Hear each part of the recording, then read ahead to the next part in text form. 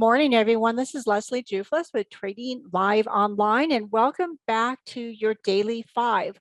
Well, in this segment, we're going to look at some areas where with more downside. I'm not convinced that the downside is over in the indexes, and so we're going to look at some longer term charts today.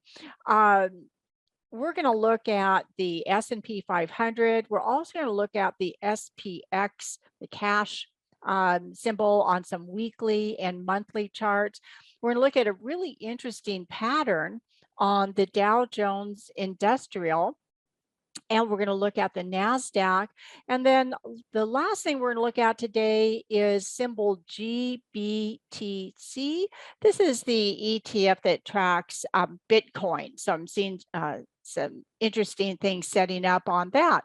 So my website is Trading Live Online. And here's a book if you're interested in the type of analysis I do using pattern recognition, or just come to my website and you can see lots of things I have there.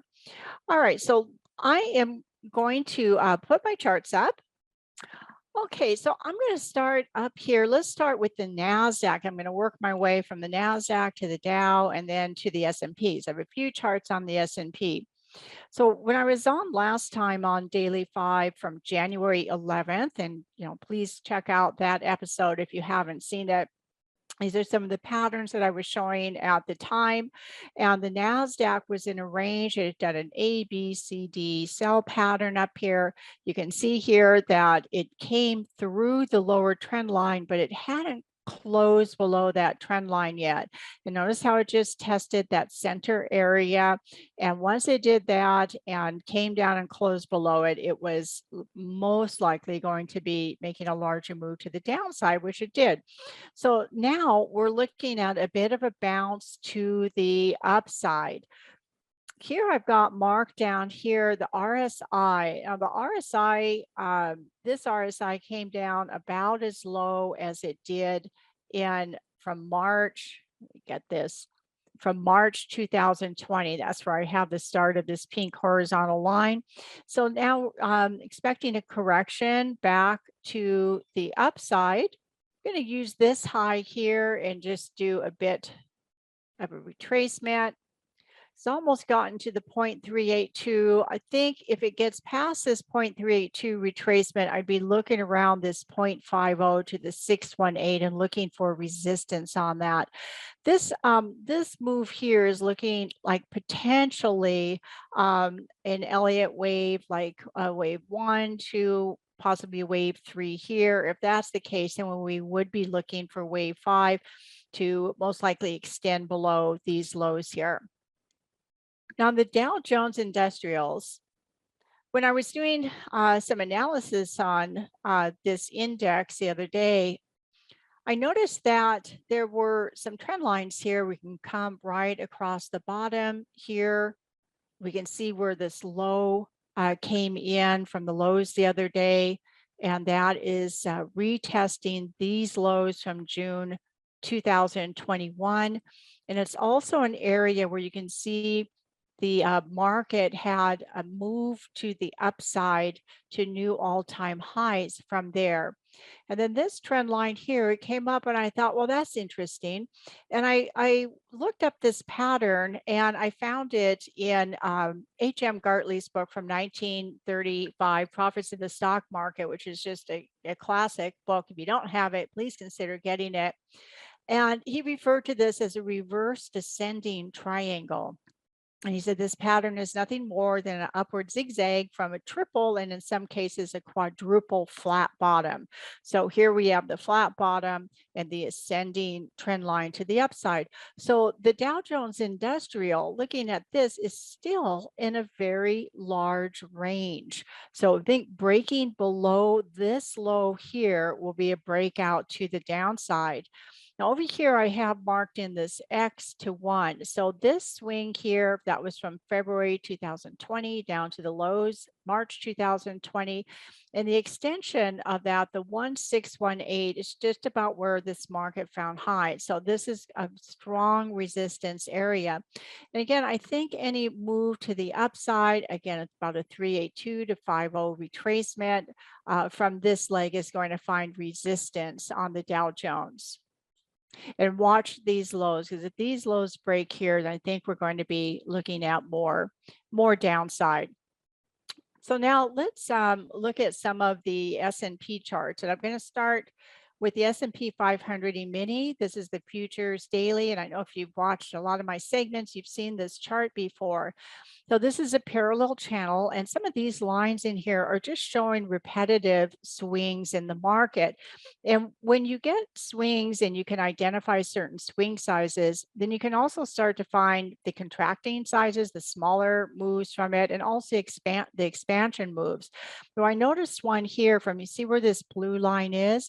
And that's just measuring this down move from the high of September 2021 down to that low. So I'm just taking the height of that move and use the high of the S&P, drop that down, and that turned out being an expansion of 2.0, right down to where these lows were. We're going to look at another chart where this also tied in with some trend line support. So again, I think we're just correcting back up all of the momentum oscillators. We're making momentum lows. So I think right around this 44, I've got a pattern coming in right around 44.74. That's a sell pattern. Again, you know, these markets are very volatile, so they can sort of skid past these numbers a little bit. So if you're trading in this type of volatile market, you have to really sometimes adjust your stops and your targets to accommodate that volatility. So just a hint, if you're getting stopped out a lot, you might want to do some research on the stops that you're using and see if they're adequate. Okay, let's now look at this weekly chart of the S&P. So here are some trend lines and some areas of support. And also I put a Fibonacci retracement on. Up here is where the butterfly sell pattern was. And again, from January 11th, I outlined that pattern. So you can go check that. That's known as a reversal pattern. Doesn't always get this big of a move, but it certainly has the potential for it. So here we can see taking this trend line, this was such a steep move to the upside here that it's just, there's really no trend line from this point to draw. So I went to this area where this upper move started here and extended that over through these lows here. And you can see that the market came right down here. So these lows are going to be very important. So if the market turns to the downside and breaks that trend line, then I'm going to be looking for some of these retracements. The market since the March 2020 low and the NASDAQ, the Dow, the S&P, none of them have had even a 382 retracement. So if we break this, it would not surprise me to get down to some of these levels. Here I'm just marking with these dashed lines. These are areas where the market had a breakout to the upside. Here from where that high of February was in 2020. And then also had the break to the upside, a retest, and then this is where it started to move to the upside in this extended uptrend here. So I'm really going to be watching these recent lows that the market has made and watching this trend line. And again, this is on the SPX and this is on a weekly chart. So you should be able to duplicate this on your charts. So let's now look at the monthly chart because this is also telling us the same thing, how important these recent lows are. On this monthly chart, this line down here, this is going, let me move this over. This is going all the way back to 2000. And you can see how these highs here took a very, very long time, 13 years for the market to break to these new highs. And we've had this extended uptrend.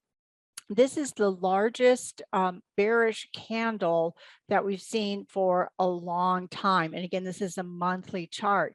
Now, the month is not over, so we don't know exactly where this is going to close.